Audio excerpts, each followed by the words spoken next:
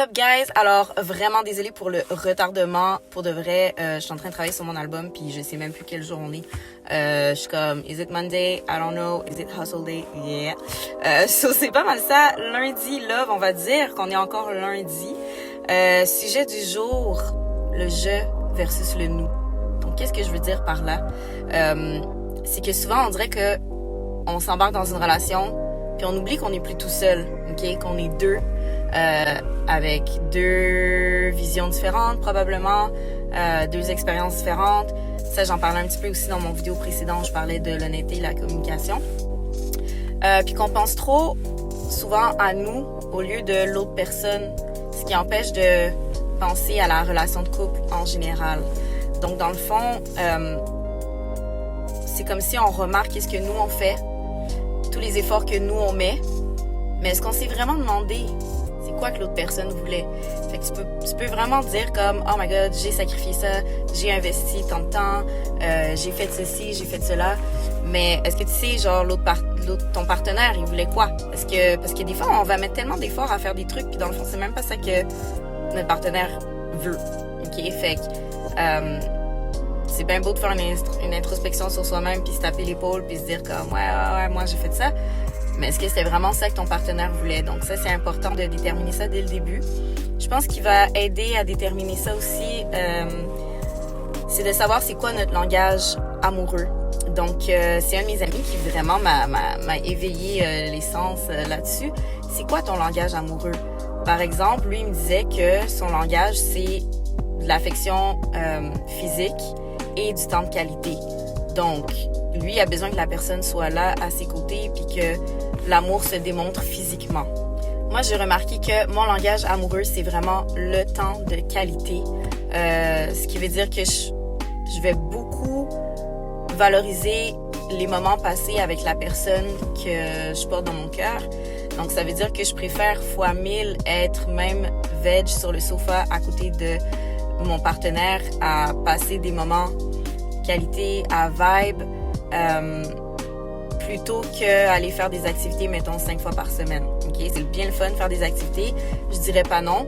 Mais moi, ce qui est important, c'est pas qu'est-ce qu'on fait, c'est le temps qu'on passe ensemble, peu importe ce qu'on fait quand on est ensemble. Puis une fois qu'on connaît notre langage amoureux aussi, c'est déterminer c'est quoi notre définition face à ça.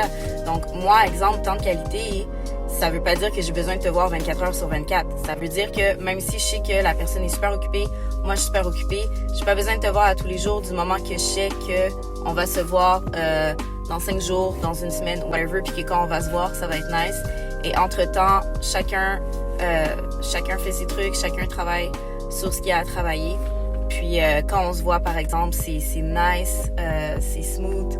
Moi, c'est ça qui est important. Donc, une autre personne pour qui son langage d'amour, c'est le temps de qualité, mais que cette personne-là a vraiment besoin de voir son partenaire tous les jours, ben même si moi aussi, c'est le temps de qualité qui est important pour moi, ça va peut-être clasher entre nous deux parce que cette personne va avoir des attentes qu'on se voit vraiment, vraiment souvent, puis moi, je vais être comme, ben, sorry, mais je peux pas. OK, fait il faut vraiment savoir qu'est-ce qu'on recherche, qu'est-ce qu'on peut offrir. Puis après ça va être beaucoup plus smooth, je dirais, de s'engager dans une relation et de continuer avec quelqu'un sans, je dis pas sans problème, là, parce que toute relation a ses petits tabous, mais au moins qu'on se comprenne mieux. Je pense que si on connaît notre langage amoureux, ça va être facile de le communiquer à notre partenaire.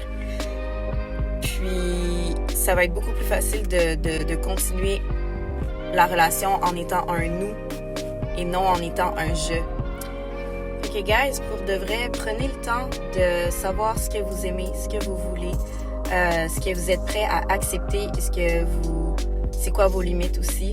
Prenez le temps d'apprendre à connaître vraiment l'autre personne, de lui demander c'est quoi qu'elle veut, c'est quoi ses attentes, au lieu de juste commencer une relation sans vraiment savoir, puis toujours évaluer qu'est-ce que vous faites, qu'est-ce que vous manquez, qu'est-ce que l'autre personne aimerait peut-être avoir. OK? Donc, si les deux partenaires se posent la question, ben là, ça fait vraiment une relation où tout est pris en considération. Il n'y a personne qui va se sentir pas assez bon, ou il y a personne qui va sentir qu'il en fait trop ou quoi que ce soit, parce que les deux, vous allez vraiment savoir où vous enlignez. Donc, mot du jour, dans une relation, on est deux.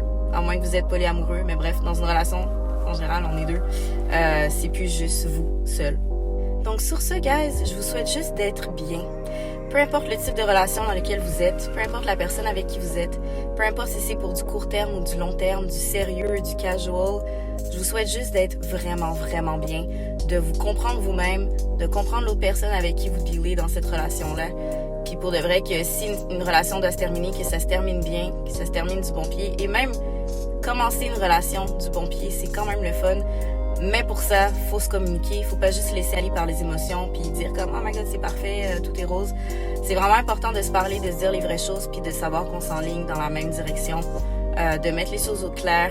Puis même si la relation se termine parce que vous êtes peut-être pas fait pour être un avec l'autre, mais au moins la communication va être facile puis ça va se terminer sûrement avec un moins gros mal de tête. Alors sur ce, on se voit bientôt. Au revoir, je vous aime.